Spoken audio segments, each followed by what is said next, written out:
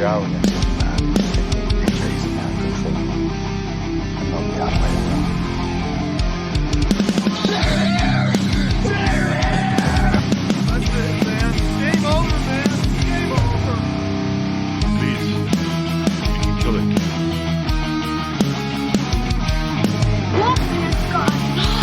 Nobody trusts anybody now. Come on, you hate. You want to live forever? I got a really bad feeling. Godzilla will live.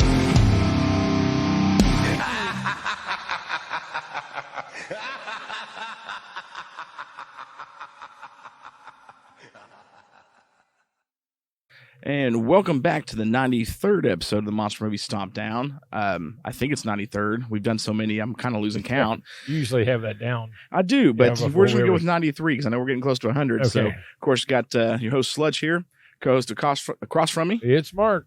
and our brother from Texas. Ruben. And we have got, it's Thanksgiving time, and we decided to do something special for you this month with bird-focused films. And so we'll tell you about this in the next one later on in the episode. But this movie we did, The Giant Claw, Oh, yeah. for our kicking off Okay, of before you Thanksgiving. start, I do need to apologize, Ruben. We had an accident before the show. I have knocked Godzilla's arm Dude. off. He straight up broke him.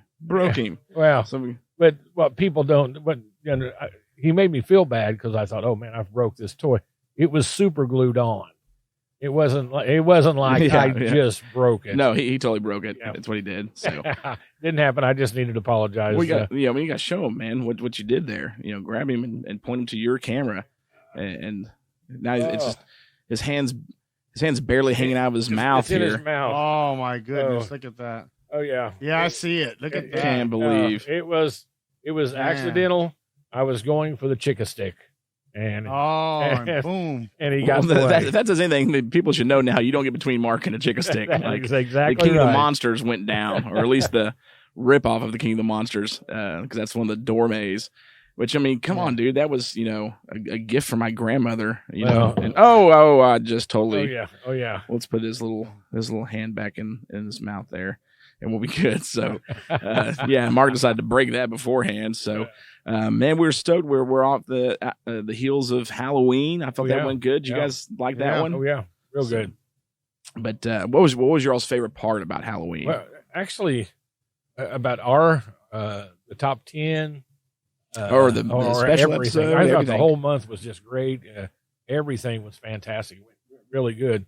Even like Stompy and Frank's episode. Oh, dude. Oh, yeah. Oh yeah. Really good. Really good. Their episode turned out fantastic. It ran into some issues because they that we were kind of doing something different, reviewing a little bit more of the movie with them, and we got hit with that copyright thing from YouTube. So me and Stompy were trying to figure it out, and if I'd have left it up to Stompy, it would not have been resolved very well. We Well, probably there might not be a YouTube left. no, we would have went into World War III without question. He was so mad about it, but yeah, it went really According good. according to Stompy, he warned you about it, and he said that you ignored him and told him just to shut up and do what he's told. Now, that is not true. That is I can not see that. true. He Okay. does. I mean, we had a long conversation. How did you let this happen? He goes, I didn't let it happen, Ruben. He does me and I you. kept telling Sludge that we're going to run into copyright issues, and he just kept ignoring me. And then he finally told me to shut up, know my role and shut the hell up is basically what he said. He I'm like, did- well, I can, Sludge does us Mhm. that way. We can see where Stompy's coming I from. can see. Oh yeah. I do not. Okay. Yeah. Now, so I mean, Stompy was concerned. He said, "Hey, are we going to hit copyright issues?" And my explanation to him was, "I don't think we will because we're not reviewing the whole film. Of course, we're not monetized, and we're breaking it up into segments. And I thought would be fine. So we're up here. We finished editing the episode, and then we upload, and it took us a couple hours to get it done." And then boom, got hit with copyright. He's like, "I told you, man. I told you, blah blah blah." I was like, "No." So then we found the timestamp from when it got hit, and we figured it was probably just the logo or the title because it was in that time frame. So we went back. I'd say that they probably just have a logarithm that looks for that, and then That- they caught it. And that was it. That's what we thought, and so we cut that out and then re-uploaded it all again, a couple more hours, and we got hit again. I was like, all right, let's just let it go through. Let's file the appeal type deal. And then, we waited a couple days. They never responded. So YouTube removed it and we were good to go, so, but I think it went really, really, really good. Frank is rather offended that I suggested that movie for them because he thought, I was his friend. He said, and I said I scared him with the movies. But yeah, poor Frank. Poor Frank. He'll be okay. So, Ruben, what was your favorite thing about Halloween? I'm with Mark. I love doing the top 10. I had a lot of fun doing that. Even though it was torture getting it all together, and just love it. I mean, I love everything about Halloween. I mean, it's so funny. I can watch scary movies any time of the year, anytime I want. But for some reason, it's just a little different in October. The whole month of October is just a little different. And, I was still kind of getting over the flu, so I really didn't give out candy this year or anything. But I still had fun that night watching scary. Actually, I was watching Astros baseball, but it was still fun. That's scary enough. Yeah. Yeah. So the World Series champs. Yeah. Well, and That's right. Going at once. Yeah. I don't watch baseball. I don't care. But so Halloween was a blast. I loved the whole month. Doing the top 10 was great. And of course we had our contest, and there's still one floating out there that no one's guessed, but of course Kurt got one. And Kurt, man, Harper, one of course he's a listener, but he's become a friend, and that's what the whole community's, we want to do. He was on it, man. He did his top 10 with us day by day by day. And I thought that was super freaking cool. And, of course he won one of the contests. And because of that, one of the prizes for Halloween for him, of course, he's got a prize pack coming that I got to get shipped out to him, is we will actually have a little review from Kurt on this episode for none other than, as we're talking about bird movies, The Giant Claw, which, it's kind of a turd fest of a film, to say the least, So, but yeah, so not only will you all, of course, have our review in this episode, and the Stomp Rating, but we will have Kurt's as well. So you'll get to hear what Kurt has to say about it, and his Stomp Ratings included too. So we're pretty stoked about that. And congratulations, Kurt, to winning the Halloween prize pack and the contest for that. Dude. So he's on it, dude. I mean, when it comes to monster movies, dude's pretty on it. He sent me a video clip testing some video of his where he's doing, filming his review from, and you guys will see later. And he's got a them poster in the back and a Big Trouble in Little China. I was like, dude, those are awesome. Oh, so, yeah. Super, super cool. But all right, well, let's get started on this. We are doing The Giant Claw. Here's the trailer.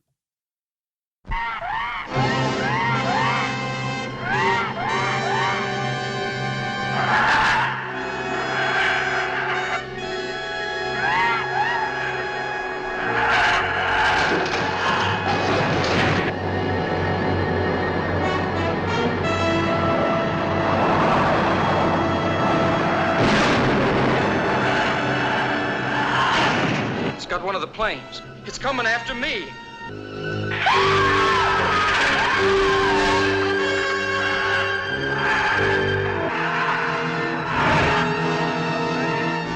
Mitch.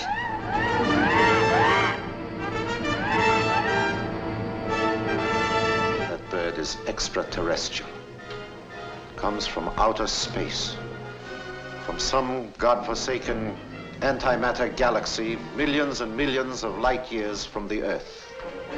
Atomic hydrogen weapons capable of wiping cities, countries off the face of the Earth, are completely ineffective against this creature from the skies.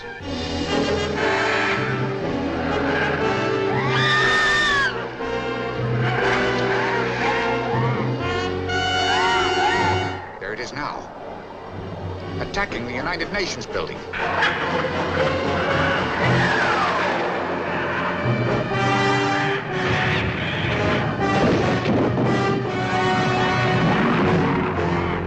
bird's after us, chasing us. How are you doing? For God's sake, hurry, man.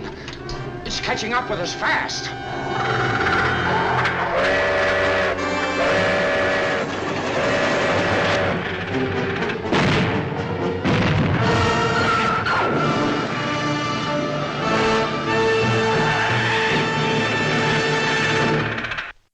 All right, so that was the trailer for The Giant Claw, and yes, it is as ridiculous as it looks when you saw it just then. So this movie came out in 1957, came out in June of 1957, was directed by Fred Sears, and Fred Sears, of course, the year prior actually did one monster movie, one science fiction movie. He did Earth versus the Flying Saucer, and he did the Werewolf. And Saucers was definitely a far superior film to the Werewolf, but the Werewolf was still pretty good. And of course, this movie stars Jeff Morrow and then Mara Corday, are the two big actors in the movie. Jeff Morrow, you might recognize, might not recognize, because his big role, in my opinion, was playing Exeter in This Island Earth, and of course his forehead was about 6 inches taller than what it is in this movie. But he was also in The Creature Walks Among Us, the Creature from Black movie we don't normally speak of. And then Mara, is it Mara or Mara Corday? I don't really know. Mara Corday? I say Merrick. Mara Corday, you think? That's the way I say it. That's how I say it in my head. I don't say it out loud and just wander around the street and say it. Well, I thought maybe you might. I didn't know if anybody knew. I figured it'd be Ruben. Hey, I've seen some guys. They might yell "Merrick," like Exorcist. Well, I mean, Ruben usually knows the ladies on these films pretty well, so I figured he might know. But so Mara Corday is what I'll go with. You should know because of course, she was in Tarantula. And then she was in The Black Scorpion. So good cast, good director in this movie. What went wrong? I have no idea. So pretty much what happens is they start off. What went wrong was what was flying in the sky. That's what went wrong. Oh yeah, absolutely. Oh my gosh. So this movie takes place up in the Arctic area, and of course, like most movies, Beast from 20,000 Fathoms or any Gamera, any of those, starts off. They're testing, doing some military testing, and Jeff Morrow's, the main character, and he's electric scientist of some kind, but he pilots a jet, and he sees a UFO.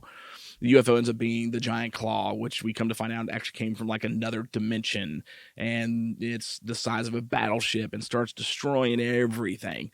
And they can't stop it because nothing can penetrate what ends up being this antimatter or matter shield that's surrounds it, and they have to come up with, as it's destroying everything, a antimatter gun of some sort that they attach to the back of an old B-52 bomber. Right, or B-52 bomber, B-52, and managed to shoot it and take the antimatter shield down, and then they go to the front of the plane, and then they shoot it down with regular bullets, and it falls into the ocean. Not causing a bunch of havoc. It does attack another couple military planes, and what's a pretty cool scene because they all eject out. They're jumping out parachuting, and then the giant claw flies down and starts eating them all. It picks up the train. At one point, it's there's some cool little scenes in there. Then, of course, at the end, it attacks New York City and the Empire State Building, and before they finally take this thing down and stop it, run-of-the-mill science fiction monster movie for sure. I'll start this one off because I don't remember the last time who started off last, but since I'm already jabbing about it, this movie was very interesting. I thought this movie was actually exceptionally well for the first 24 minutes until the claw shows up on the screen. Like, I'm like, this is pretty good. I'm like, good acting, good storyline, good directing. I mean, what can I expect? You got Fred Sears, you got Jeff Morrow, and all this stuff going on. I'm like, this is pretty good so far. And then you see the giant claw, and it's like, what just happened? Like, this thing is hands down the worst looking giant monster movie of the 50s. It deserves an award. It's so bad. It's just a giant, super long neck flying turkey buzzard thing of some sort. So what they originally wanted to get stop motion done by Ray Harryhausen, and of course that was too expensive. And the producer Sam, can't remember his last name, starts with an H, is very well known for low budget films and just wasn't paying the money for it. So it paid like what we were talking earlier, like $50, $50, $50. Yeah, so $50 for a special effects company I'm assuming a special effects company out of Mexico to make this thing. And there was just a guy's name. Y'all better be careful now. Look, y'all better be careful now.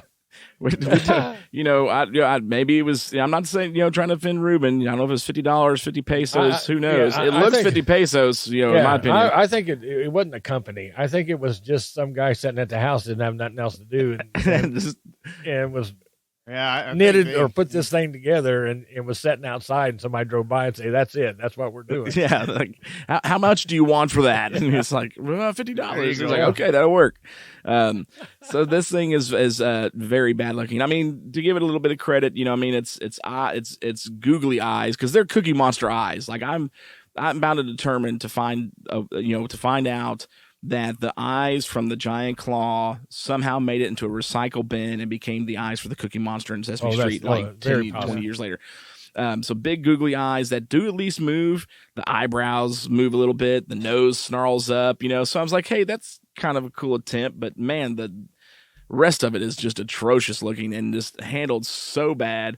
The special effects in this movie are terrible. And I watched some pretty bad movies. It's not Zarkor bad, right, Mark? I mean, exactly. It's not Zarkor bad, but especially when you get to the end when he's attacking New York City, that was an absolute joke. Like I see that, and I don't know how John Carpenter hasn't released Godzilla vs. Gorgo yet, because I'm sure even as a child filming Godzilla vs. Gorgo, John Carpenter did. It's still better than the final scene in this movie, because the miniature set definitely made is probably making Eiji Tsuburaya turn over in his grave right now. You know what I mean? Like he had to have seen that. I bet he didn't even finish it. He probably saw the first miniature in that movie back then in 57 when this came out. It was like, I just did Godzilla. This is a joke, It's so bad it's fun. I will say that much, and that's what little saving grace it has is the first 20 minutes of the film. Again, Fred Sears does a great job with movies, and Jeff Morrow's fantastic, and Mara Corday she's a great actress too. So the first 20 minutes of the movie, I'm like, yeah, this is going to be great, and then it just goes freaking crazy at that point. It's terrible. It is so bad. But I do know Fred. Or not Fred Sears, but Jeff Morrow. None of the cast even knew what it looked like, the actors, until after it premiered. And so there's a story where Jeff went to I think maybe his hometown to watch the premiere of the movie and was like, this is so bad. He was embarrassed. He left early of the film so that no one would recognize him, and then went home and got drunk after seeing the movie, because it's pretty bad. I couldn't even find out what this thing made in the box office or a budget for it, because I'm sure the budget was $50 for the bird. Couldn't imagine it'd been much more. So I don't have a whole lot of other good things to say about this movie other than that. Like, it was is it worth a watch? I mean, you'd probably be more mad at us if we told you needed to watch this before you died versus missing it before you died. Like, this is one I would say you could skip. Like, unless you're just an avid monster movie fan and you want to see every monster movie you can, go watch it. It is at least mildly entertaining, because you will laugh a lot at the giant claw. I mean, every bit of it. Even if you pay attention, like I was talking to Mark outside, because there's tons of stock footage in this movie, especially towards the end and stuff. You can see a tail end clip of one of the saucers from Earth versus the Flying Saucers in one scene, because they didn't have a budget for it, so they just cut it from that movie. So it's like, Fred, you can give us the film, we'll use stuff from it. So it's entertaining. Mildly entertaining, I would say at best, but that's about as much praise as I can give it. No, it's not entertaining. Well, Mark, you go next. You tell us what you think about this. The best part of this movie is the very end when the claw is sticking out of the water, and that's it. And it's over. It's over. And Thank it's the Lord. It's done. There is no more movie left at this point. Yes. But my biggest is just like, you go back to King Ghidorah when he first came out, those kind of movies. Any animal or monster that cannot control his neck, it's hard for me to buy into.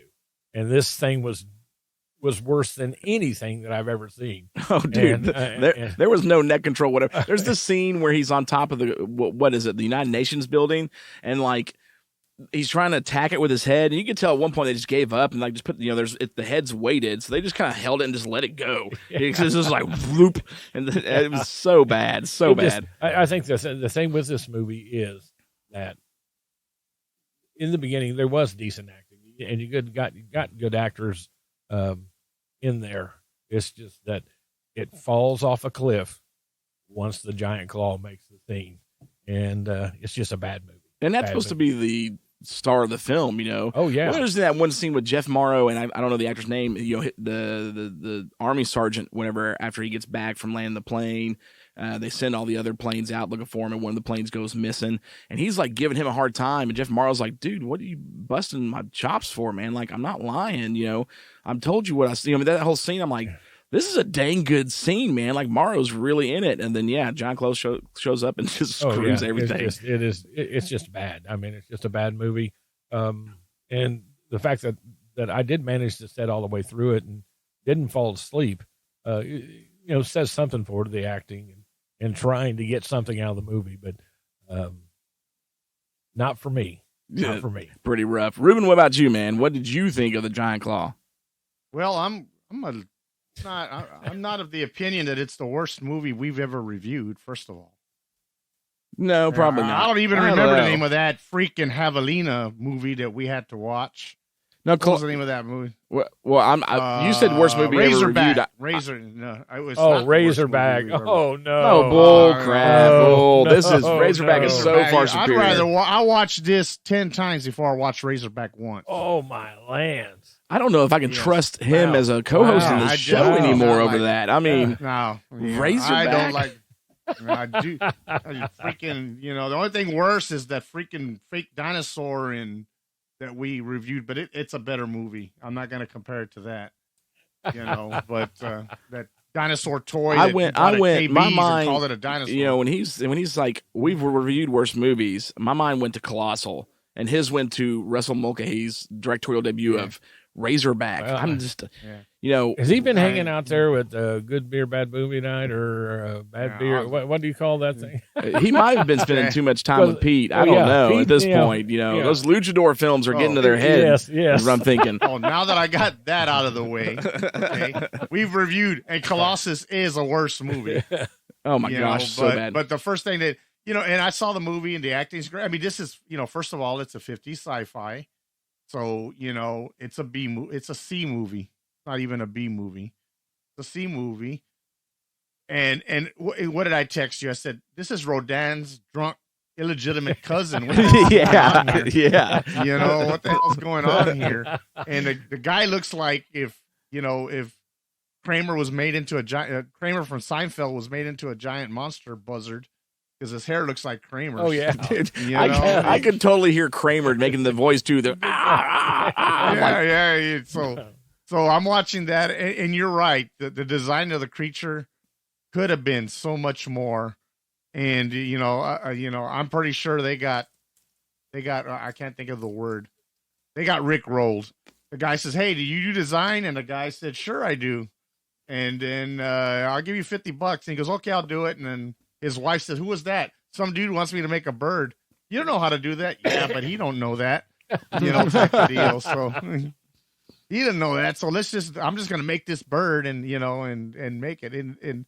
But the movie is so, you hit on it. It's so bad that it's good, that it started growing on me. I'm like, well, and you're right.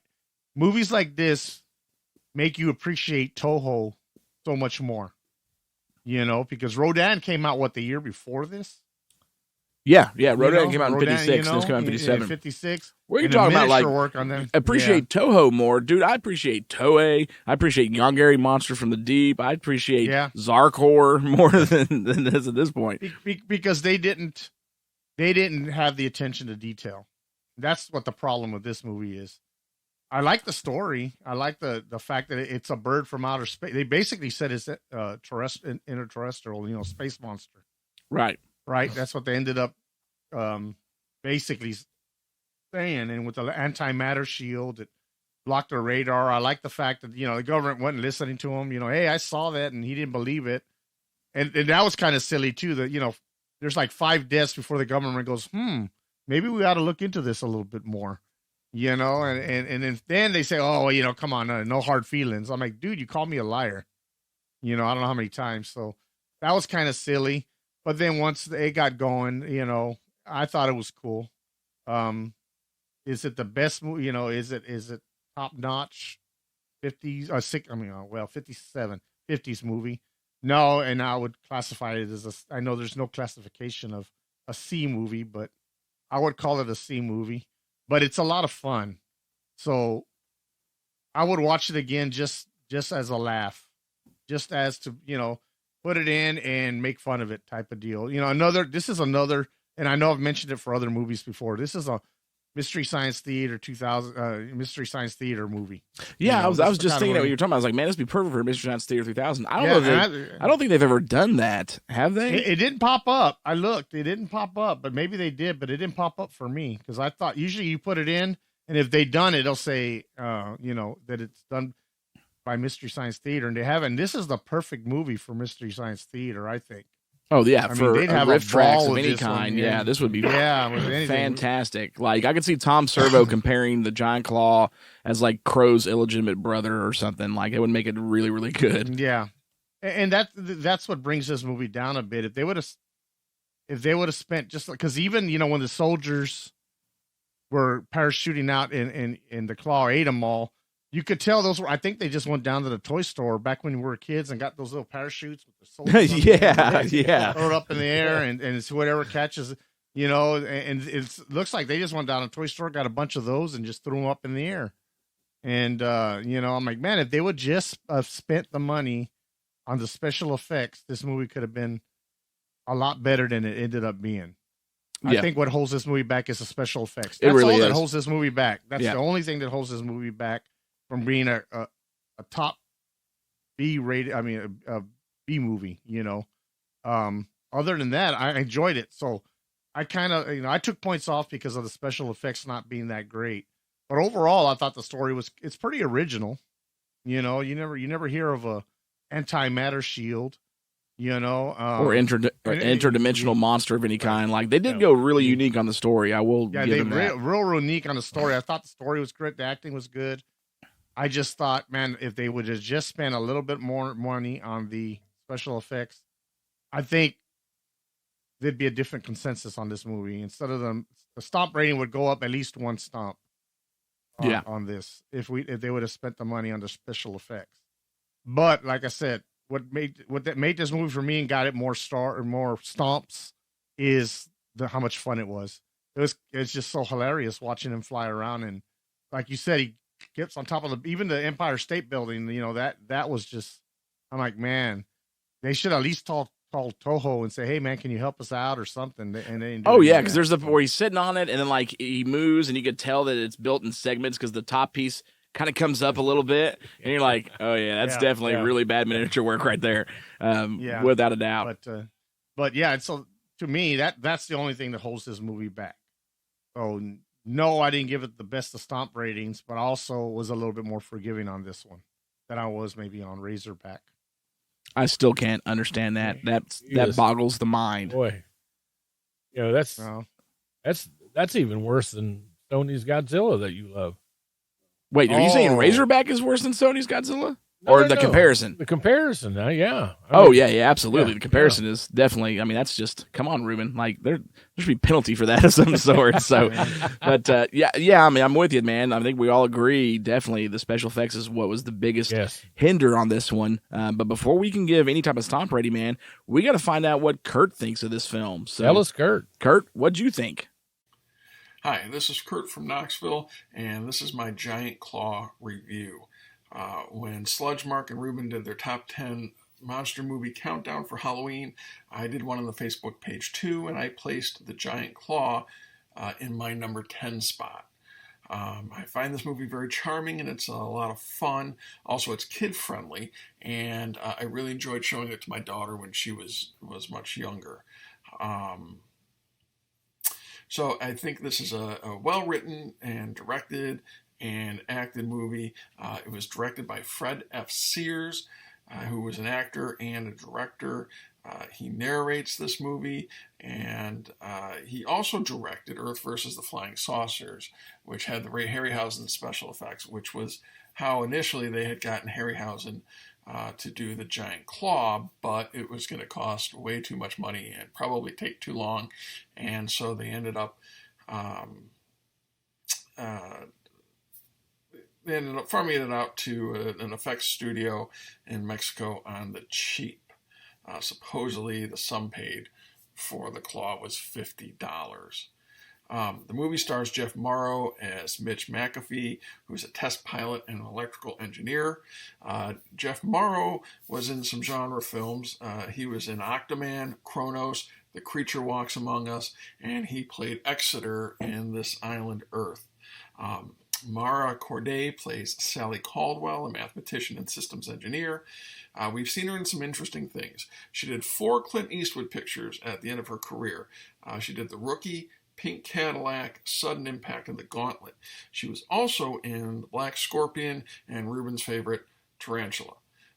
They both do a great job, and Morrow, he really helps the movie with a very charismatic and likable performance. And Corday, she's terrific, she's beautiful, and together they seem to have some chemistry at least. Although my daughter, she was a little freaked out when he leaned over and kissed a apparently sleeping Mara Corday on the airplane. She was a little bit bothered by that, but you know what? That's one of those things where that's at the time that this movie was made, that was not a big deal. And then rounding out the important players are Morris Ankrum as Lieutenant General Considine and Robert Shane as General Van Buskirk. Now, these guys chew a lot of scenery and they're a lot of fun. They're very they're very jovial for a couple of generals, and there's very friendly guys. Now, Ankrum, he was also in Earth versus the Flying Saucer, and both of these guys had really long careers, did tons of movies and TV. The Giant Claw was written by Samuel L. Newman and Paul Ganglin, and most of their work was in TV. They didn't really do any other genre stuff. The story for the Giant Claw, it's pretty typical of American 1950s monster movies. It never gets too slow, and it's nice because the claw does show up a lot. And the Giant Claw is the star of the movie, and it's weird. I mean, it's a giant turkey-shaped bird with this big long neck, and you can see its vertebrae. It's got this giant beak that's full of teeth. It's got 2 giant staring eyes and a mohawk. And they have it. It's great because when you first see the Giant Claw and throughout the film, when people see it flying by, it's just this big blurry blob. And I have to wonder if that wasn't partly to, maybe limit a little bit of the screen time of the claw. Also, there's a scene where they hear the Giant Claw and they look up, and there's this little buzzard flying around way up high in the sky. And you have to wonder, what were these guys told to make when they said, hey, we need you to make us this puppet, this marionette for our movie. It's called the Giant Claw. We need a giant extraterrestrial bird. And then these guys, turn in this thing. And then you have to wonder when it shows up at the studio and they're getting ready to film and they open up the box and they take out the Giant Claw. What were those guys thinking when they had to, when they had to make a movie with this bizarre marionette of a turkey monster,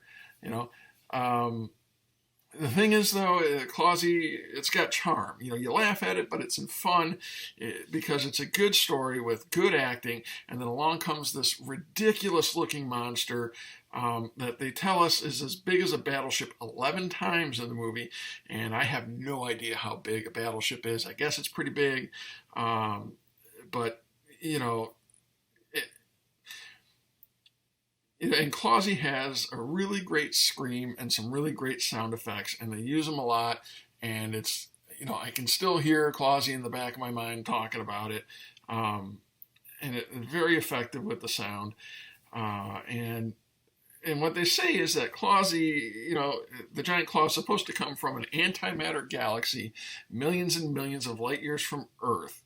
And, it really looks like something out of this world. They nailed that for sure. This is a light, fun monster movie with some sciencey talk to explain away the claw and how you kill it. It's not real deep. It's nothing too complicated. you don't really have time to get bored. The Giant Claw is a lot of fun, and every time the Giant Claw comes on the screen, it's an absolute delight to behold. And that's why I put it at my number 10 spot. I really love this movie. Thanks, guys, and keep stomping. All right, so Kurt did put this as one of his favorite movies during the Halloween time, so I could see where his review definitely favors it a little bit more. And yes, while it is campy fun, this one definitely struggled to make it too far up the Stomp rating list. So let's find out. I think it's Stompdown rating time.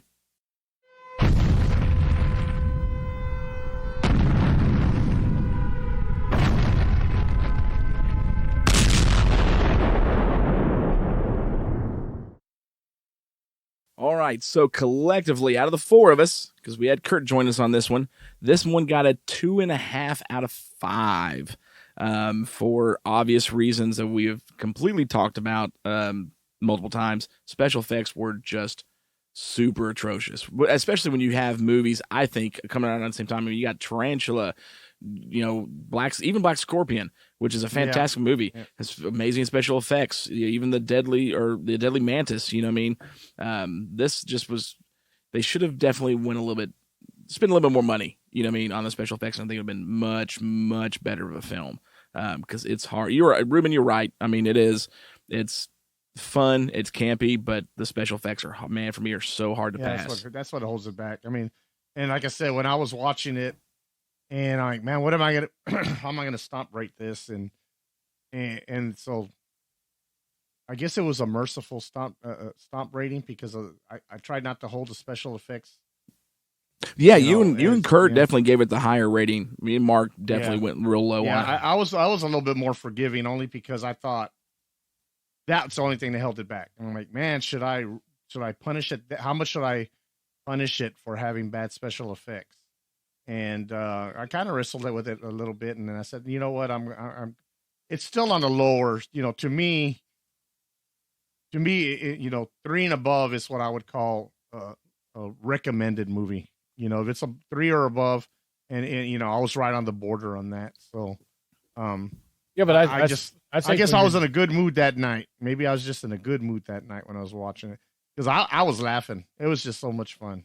I think though, when you're doing a science fiction monster movie, you have to have some kind of special effects. I mean, this movie had movie had none. I mean, it was just well, it had some, but it was not very. They were not very good. Yeah, yeah. I should say what it had was bad. In my opinion, in my review. Yeah, and it's for me. I mean, the special effects. If you're doing a monster movie, that's your biggest thing is the special effects. And if you can't hit the mark, it's going to cost you dearly, I think. And y'all have a good point. I don't know, thinking about it, you're doing a monster movie, that should be a number 1 on your list are the special effects good? Exactly. But then, but I put more weight on the story on this one, mercifully put more weight. And I didn't know this one was one of Kurt's favorites. Kurt, I didn't know it was one of your favorites. So when I was rating it, I didn't realize me and you were going to align closer than we thought we were. I mean, both of us were pretty close. I mean, Mark gave him the low balls on this one, but you two were pretty close on this one, which is pretty good. So, can I recommend this movie? No rush. Don't rush to see this film by any means. But if you're bored and it happens to come on, and you're working in your garage or whatever, you don't have to turn it off because would mildly entertain you a little bit. I don't know. Maybe if you're working and you hear that thing. In the background, it might make you shoot your TV though. That's possible. Well, you see, and I'm of the opinion, and I think I did this for another movie, and I don't remember which one. It's the kind you buy some pizza, some good beer, bad movie night beer. Yeah, it's recommended by and you sit there with your friends and you have a ball with it.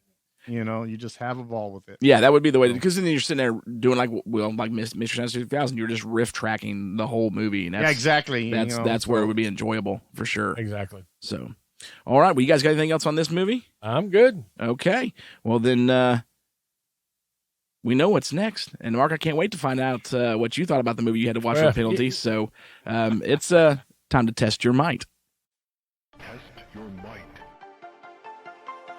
Test your might. Test your might.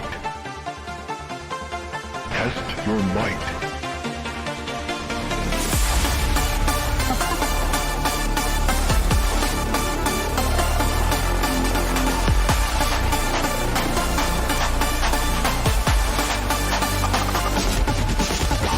Test your might.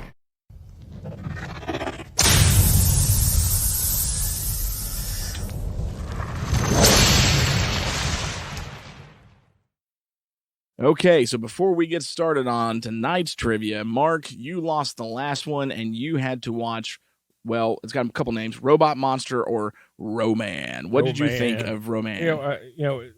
The few movies that where we've had to watch that Ruben has suggested to us have been great, and we've watched them, and but I'm going to. Dude, the Twonky was fantastic. I love the Twonky. Thank you, Ruben, for that. Kiss Me to the Fan of the Park. Thank you for that. I try so hard, yet I fail. I fail miserably. You did not fail this time.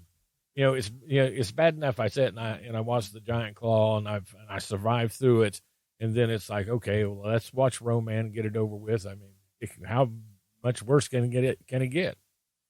It did. It did. That is the absolute worst movie. It's just absolutely terrible from the start to the finish. The robot or Roman is a robot from the shoulders up. He's a gorilla from the neck down.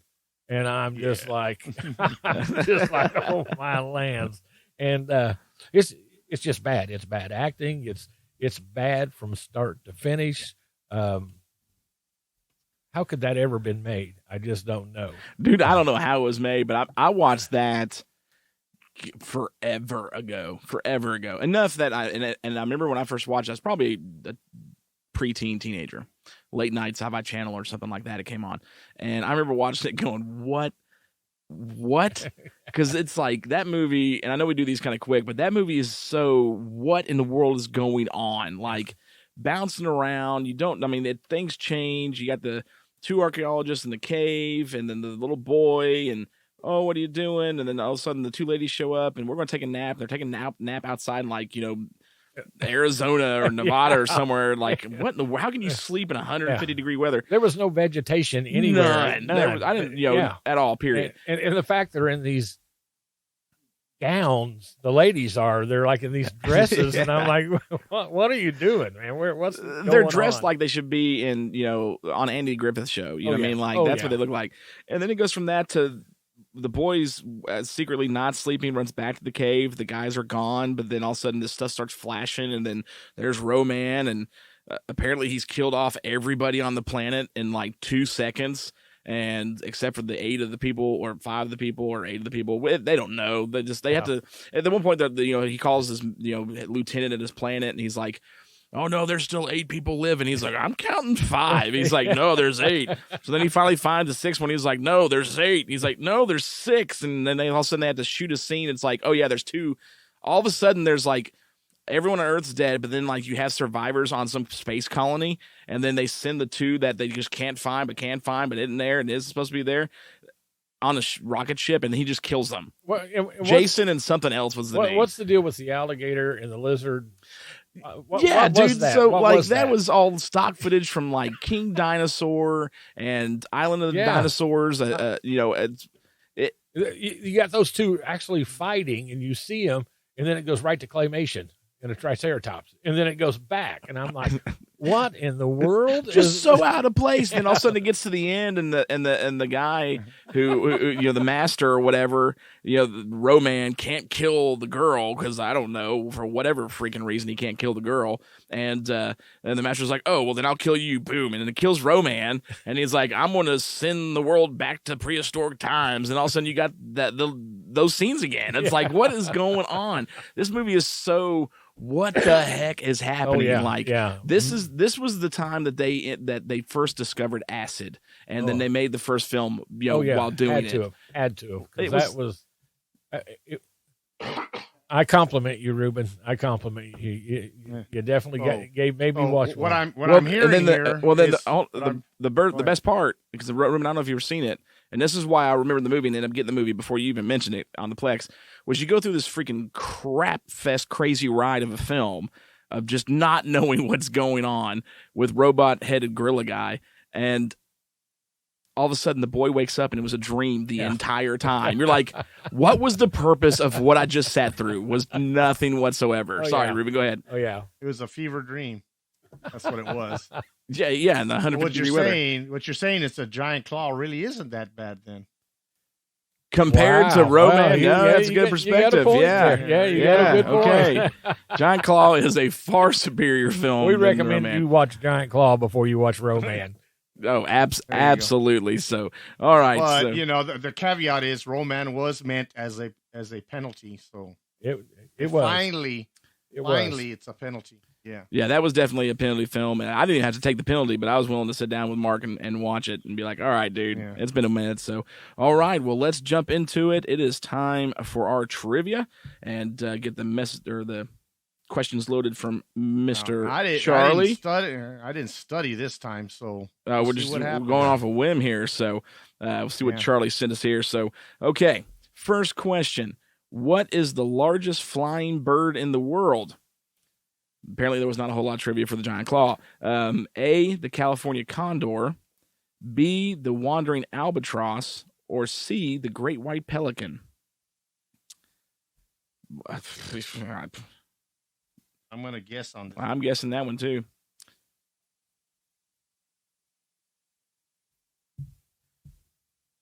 Mark, do you think you got that one? I think I got it. Ruben, do you think you got that one? I haven't the slightest idea. I'm with you on that one, Ruben. I don't know. I think it's a good guess. All right, number 2. Mitch and Sally are flying back to New York City when the plane is forced down by the UFO. What is, and we're talking about the giant claw now, not the real life animals. Yeah. What is unusual about the plane in this scene? A, it's a Russian model plane. B, the plane has no engines. Or C, the plane flies backwards suddenly. I know the plane has engines. I saw it on fire. Let's see. Another guess. I'm totally guessing on this one as well. Yeah. Okay. Mark, you ready? Yeah, I'm just going to leave it there. All right. So, number 3, true or false question this time. The cast never knew what the creature looked like. I may have already given you all the answers. You just gave that one away. The cast never knew what the creature looked like until the movie was released in theaters. The bird cost the production company $750. Oh. True or false? Okay. Yeah. There's one true one. Okay. Yeah, that's a half and half. Oh wait, there. Is there 2? Okay, so let's go. Yeah, but I don't know what he meant. it. Oh wait, there's a third thing. Here. Okay, so we got. Okay. There's 3 of them. So what is he asking? See, Charlie, this is how I don't know ahead of time. So there's 3 statements. 1, the cast never knew what the creature looked like until the movie was released in theaters. I'm gonna write an answer for that one. Okay, let's do it that way. Okay. Yeah. The second one, the bird cost the production company $750.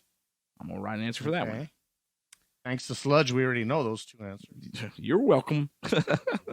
The animal with the largest claw of any animal in the world is the giant armadillo. Are we talking living animal? What the heck? I guess. Where does he come up with this question? I don't know, too. So it's giant claw. Okay, so the animal with the largest claw of any animal in the world is the giant armadillo. True or false? Yeah. I'm going. Okay. All right. Are we ready for the answers? Yeah. Okay. Let's find out what we got to see. Y'all see now how we do this. We're so high tech. That's I know it. Now you see all the. Yeah. Yep. So, all right. First question. This is a Sludge and Charlie deal. It is Ruben's not. Along for the ride. What is the largest flying bird in the world? Answers were California condor, wandering albatross, or the great white pelican. Answer is B, the wandering albatross. With a recorded wingspan of 12.1 feet, with unofficial reports up to 17 feet. Dang, I put the Condor. So did I. That's who what I put with thought. Condor. Who'd you put, Ruben? I guessed that one because the other two were too obvious. See, I'm starting to think now. Charlie You got that one right. Yeah. Yeah. Oh, yeah. Charlie said there's a mole. Yeah. I think I know where that mole is now. I'm starting to look a little bit. I see that. Yeah, I'm with you. I think I know who the mole is. If a mole is logical, then call me Mr. Spot. Gee, many Christmas. All right, we see what's happening here. All right, number 2. Mitch and Sally are flying back to New York City when the plane is forced down by the UFO. What is unusual about the plane in that scene? A, it's a Russian model plane. B, the plane has no engines. Or C, the plane flies backwards suddenly. Answer is C. Just before it crashes, it slows down and backs up for a second. I had no idea. I didn't either. Not gonna lie, probably I thought it didn't show the engines at first. After he said they caught on fire, but I already had B down, and at that point, I really didn't care. No, because I said, the bird attacked the engines because one of the engines on the right-hand wing was on fire. I remember that. Yeah. Oh, okay. All right. Third question, which, was a 3-parter. Okay. So, First one, the cast never knew what the creature looked like until the movie was released in theaters. True. The bird cost the production company $750. False. This is $50. Here it is. And the third one, the animal with the largest claw of any animal in the world is the giant armadillo. Answer is true. I had no idea. I put false. I got false too. I missed that one. All right, so I guess out of 6 total, I only got 2 of them. I only got 2. Mole? What'd you get? Yep. I got 1, 2, 3, 4. I got 4 right and 1 wrong. Right? What? No, you should have 5. 4 plus 1 is 5. We have 6 total questions. Okay, here. so I got Oh, 1 we only and got 2, 5. right? I got 1 and 2. Yeah. 1, we have 2, Oh, no, 3, that's 4, right. 5. Yeah. I'm going to shut up now and let the mole answer here. What's going on? How many did you get right again, Mole? I picked last time, but I don't. I wasn't even prepared. So let me go back to look for my famous list here. Crap. Oh, you know what? I know. So wait a minute. Wait a minute. So we have to watch. We both got 2. We both got 2. We got to watch. Okay, there we are. All right. What have we got to watch, Mole? Okay, I'm gonna be sympathetic because I think it's a terrible movie. You're gonna watch Prophecy. Oh, yes, that's what he said. We're going to watch Prophecy. We're talking, with Adrian. With Tyler Shire. Yeah, Tyler Shire. That one. Sleeping Bag Monster. I almost watched it today. Did Honest you? truth, Dude, yeah. I watched it in September. Yeah. Like I've already watched that I was on the Plex looking, and I almost watched it. Oh, for a mole, he picks pretty good. Pretty good. He does Yeah, picks pretty good good. movies. Good job, so, sir. Thank you. I'm going to stick with my list. I don't think it's a very good movie. So. I think Prophecy is fantastic. Oh, man. yeah. That mutant bear is awesome. I'm ready for that one. Wait a minute. Can I change my answer, or am I stuck on Prophecy? I don't know. We found out who the mole is, so should we give him a chance to? Well, all right, go ahead. Give us. Okay, what is it? I'm changing it now. This was a Pete suggestion. I forgot all about it. You're gonna watch. Oh crap! Oh no! The Swarm. What are we watching? Watching what the Swarm. The Swarm. The Swarm. The Killer Bee movie. I've seen it. Yeah, I've seen it. I can live through it. We can do it. Yeah, yeah. Do that one. Yeah. There's way worse movies on my list. I would have rather had the Prophecy, but yeah. You can handle that one. Hey, if one of y'all want to do the Prophecy, another one of y'all want to do the Killer Bees, y'all arm wrestle for it if you want. It's my show. I'm taking Prophecy. That is so wrong. So wrong, man. So you got Swarm. Oh my god. Hey, y'all want to do that? Are y'all okay with doing separate movies? Oh yeah, we'll do it. Yeah, we'll do it. Yeah, I'm totally down. That'll be good. I was totally unprepared because I didn't study, so I thought I was going to lose. I thought I'm losing this. There's no way. And, I just, like I said, I used logic on that first one. And that's the only reason I won. Now, what kind of logic, Mark, tells you that an albatross is the largest wingspan? Yeah, I'm checking it right now. It wasn't about the albatross. It was about the other 2 answers. The pelican, you think, right? I mean, I would have went condor. I would have went pelican, right? Because those things are huge, right? So I'm thinking the giant the condor, you always think about them as, the giant condor. So I say, how would Charlie do this? Would Charlie put 2 super easy? He put 2 super easy one, and he put 1 not so obvious. So that's That was my logical thinking on the fly, of course. Or would Charlie CC Ruben on the answers? That's what I want to know right there. Well, it really depends on how much overtime I've worked that week and how much I can afford to pay him. Now he knows. Yeah. What's Mark's looking? What's the size of the condor? Well, it's 9.5 feet. Okay. The condor is the largest North American bird. Well, where's the albatross from? I'm a monster movie expert. I am that's from Rime of the Ancient Mariner, Iron Maiden song. Is it really? Oh yeah, it is. Okay. You could have just if you just said I picked it because Iron Maiden, I'd have believed you. What did he say the wingspan was on that? What was it? Let me look real quick. Pull it back up. The wingspan on that was 12.1 feet. The wingspan, according to Wikipedia, is 9.5 to 11. Ooh. Well, it would max at 11. Yeah, still. I smell something afoot here. Yeah. And it's not a blue-footed booby. Ha-ha, I know one bird. I got a little bit of poultry knowledge. Yeah. Just because I know the yellow belly. I remember as a kid, yellow-bellied sapsucker. That's the one I know. I just thought it was funny when we get those American books, or like the binders of the American whatever, and they had the blue-footed booby in there, and it was just a normal-looking bird with blue feet, but that cracked me up as a kid because it was called booby. Booby, yeah. That was all I needed. That's why I remembered that bird. So, and did you find out about the pelican, Mark? Who cares about the pelican? It doesn't matter. Okay, well, there we go. All right, so it looks like me and Mark have lost. You would think. I mean, we have pelicans down here. Oh, yeah. They're huge. They're huge. Well, I just know that it does not say that this is the albatross is the largest bird. It doesn't say it anywhere on here. I didn't even pay attention to the name. All I said is, giant condors, the first thing that came to mind. California condor is what he put down there, right? Yeah, California. And then the pelican, I'm like, those are two huge birds. That makes it too obvious. I'm taking the one that's not so obvious. That was it. Well, I think you made the right choice there. Yeah. So, but all right. Well, that wraps it up for this one. So, a couple things coming up we do want to talk to you guys about. What'd you find out, Mark? Pelicans up to 12 feet. Ooh, so it could be. I mean, pelicans up to 12 feet. Yeah, up to 12 feet. 6 to 12 feet. 6 to 12 feet. Yes. So, Charlie, you've been challenged by Mark. Mark is challenging you. Cannot believe that. I didn't send you no money, Charlie, so it doesn't matter. I mean, that's just how that is. I'm not like my two other co-hosts. Oh no. We know who the mole is. We got the mole now. Moly. Yeah. So, all right, guys. So that was the Giant Claw episode, and of course the giant bird trivia for that. And me and Mark have to watch Prophecy and the Swarm. You got the Swarm, and I got the Prophecy. No, I got the Prophecy, and you got the Swarm. Okay. So this is the way we're going to go. Mark has seniority. Good point. I'll take the Prophecy. Fine, I'll take the Swarm. All right, fine. Thank you, Ruben. Thank you, Ruben. Yeah. Hey, I'm a union Thanks, steward. Mole. I'll fight for you. Yeah. yeah. All right. So, couple quick things real quick. Of course, when this releases, you should have seen, hopefully, the commercial. If not, you'll get around to seeing the commercial.